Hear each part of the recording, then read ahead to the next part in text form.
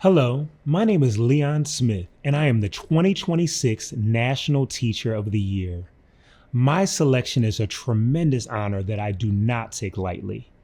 Education is the key to any prospering society, and I have so much reverence for the work teachers do every day in classrooms all over the country.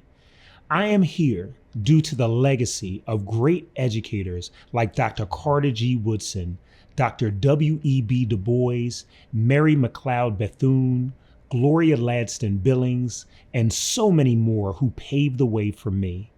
Their intelligence, pedagogical skills, and courage inspire me on a daily basis. They understood what I believe. Learning happens through community and love.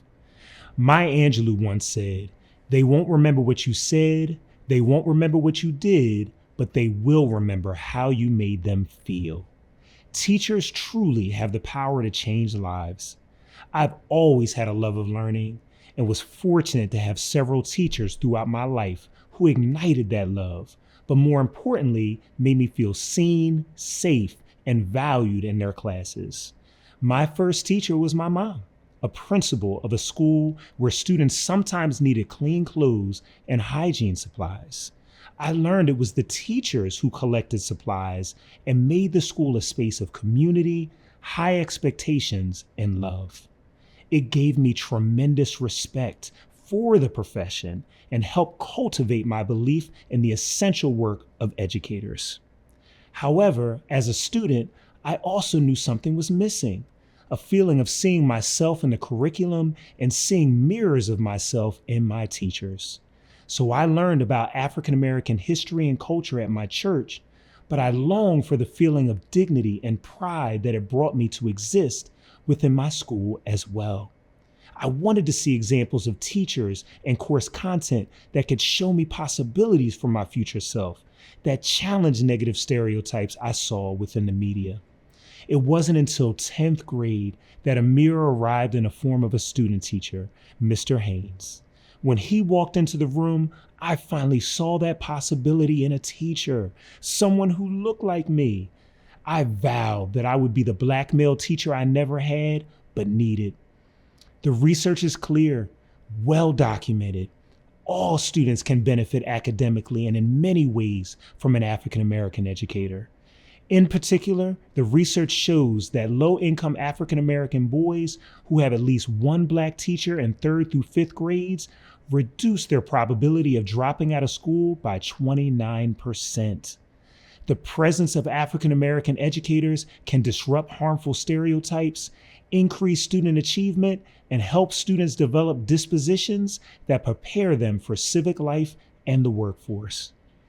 Each day I enter the school building, I think about the student in my class who needs to be empowered and to feel a sense of belonging. I teach because it's my mission to make a positive difference in society and to ensure teachers and students thrive in inclusive environments rooted in dignity. This is how we will recruit and retain the next generation of educators. A few years ago, I asked my freshman U.S. history students who had interest in becoming a teacher. Only one student raised their hand. Noticing they were the only one, they quickly put their hand down. This moment shocked me. It became clear that I and other teachers can share our joy for the profession in order to recruit the next generation of educators throughout the nation. The wonderful thing is that our future teachers are right in front of us. We need to make teaching a profession that students are excited to enter. Sometimes that comes from a trusted adult seeing something in them they may not see in themselves. It makes me think of a student named Marcus I met as a 9th grader. I heard so much about him, and when I finally met him in the gym one day, he had so many students around him. I saw the leadership qualities, I saw the charisma within him, and I decided to invite him into the profession. I asked him, I said, "Marcus, have you ever thought about being a teacher?" And at first, I think he was a little surprised that I asked. But as we talked about the power of educators to change the world, I knew that he was intrigued. The next year, he was in our Future Educators Academy. He was able to interview human resource directors, superintendents about the teaching career. In 11th grade, he wrote his philosophy of education. And now this year, he's a senior going to college to major in education. That is the impact that an adult can have on the life of a young person. In order to make sure students want to return to classrooms as teachers, all students must first feel safe, supported, and cared for. I am encouraged today. Teachers all over the country are creating these environments full of love, innovation, and community. These dedicated professionals spend countless hours collaborating with peers, creating dynamic lessons, and building relationships with students and families outside of the classroom. My classroom is a living document in many ways.